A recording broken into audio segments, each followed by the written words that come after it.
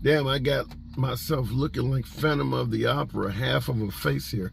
Trying to shed light on a subject, so maybe the sun will help me out a bit. Anyhow, what up, folks? Once again, it is your boy Tim with another ride-sharing video.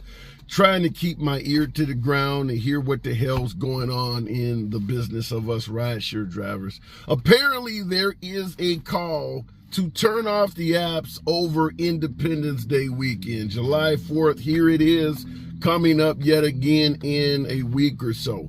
And folks are suggesting to maximize the message and deliver some type of message to Uber and Lyft that us drivers turn off the app and not take any trips over the holiday weekend. Yours truly, I'm not going to drive any damn way. I'm too busy working on some barbecue and chilling. I'm not trying to drive over the holiday weekend anyhow, but some of you folks out there, I wanted to get a consensus from you. Now, you can indeed make decent money over the holiday weekend, over any holiday weekend. This is when folks are in town from various, cities visiting their families, folks getting drunk after hours, after going to family barbecues and things like that, and are more likely to tip. So over holiday weekends, it is a good time to work. Nevertheless, if you're trying to deliver a message to the ride sharing companies, it's also a good ass time to strike and turn off the app. So I wanted to get your take. Are you going to be participating in any type of ride share strike over the holiday? It's a pseudo strike thing of that nature where you're going on strike. I believe you're talking about the 2nd, 3rd, and 4th, or somewhere around July 4th. It's like 3 days, and one of them does include Independence Day itself. So I want to find out from you folks, are any of you participating in this? I'd love to know, particularly in your market. Which market are you in? Have you heard other drivers suggesting that they may participate in it? I don't have an adverse viewpoint to strikes. I do believe the companies are treating us like shit. So if you want to speak out, I'm certainly in favor of that. However, I don't personally believe these temporary strikes are very effective. I've said it before on the channel. I used to work for AT&T under the International Brotherhood of Electrical Workers, and I also worked for United Parcel Service, and I was a contract union worker there as well.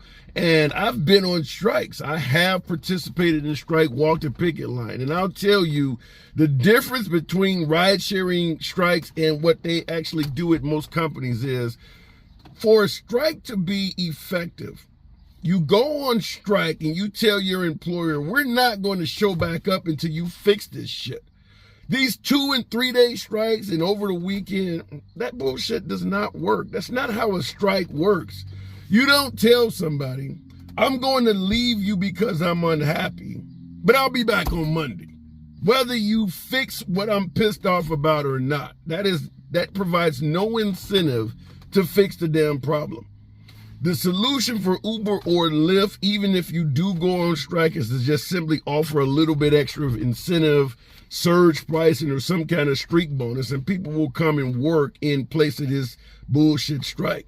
For a strike to be effective, it has to be indefinite. In other words, we need this particular aspect of ride sharing to be dealt with, and until it's dealt with, we're not coming back. That is how strikes are done in every damn company with every union out there. Fix the problem or we're not coming back until you do.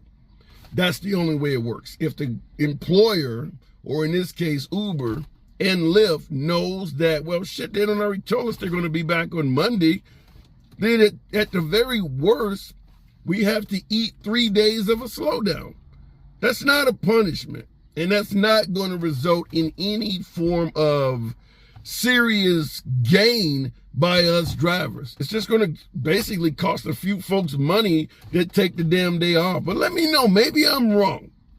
If you believe I'm wrong, state it in the comments. Maybe I'm on some bullshit, and I'd love to hear from you folks. As I always say, I invite dissenting opinion all day, every day. So if you feel like I'm out of pocket, let your boy know. I won't I don't have an issue with folks telling me, well, maybe you don't know what the hell you're talking about. But I do not believe going on strike where the employer, the intended target, knows you're going to return back to work in a couple days. That makes no sense to me, whether the problem is fixed or not.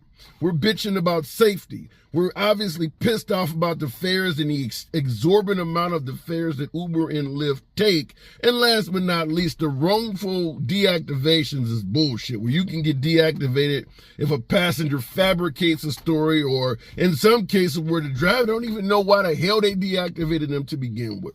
Yours truly, I made a video the other day about, they did a random background check on me, which I have no problem with them doing, but they just decided until we get the results of your random background check, you cannot drive. And it was 3 weeks. I was off the app for 3 weeks until they figured that shit out. I had somebody in the comments, by the way, damn.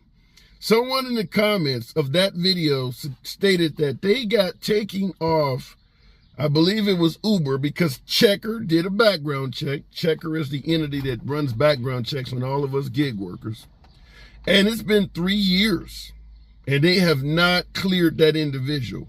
And the individual in the comments suggests that I don't have a criminal record or anything. It's just they're telling him that the county or the state or whoever provides the answer to your background request just haven't provided it yet. So until we get this information, you can't drive. What's really jacked up about it is this isn't a new driver trying to get on the platform. Just like yours truly, not a new driver. I've been driving since 2014. Out of nowhere, for no damn reason at all, they run a background check.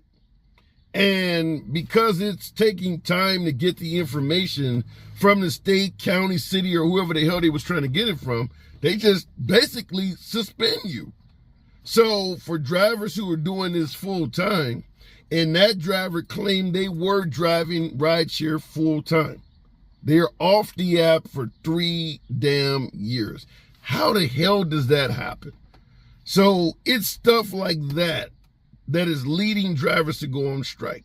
But going on strike for 2 or 3 days is not going to result in any decent outcome. That's what I believe. Let me know in the comments. As always, subscribe to the damn channel. Click the like button. Appreciate the participation. See you in the next video.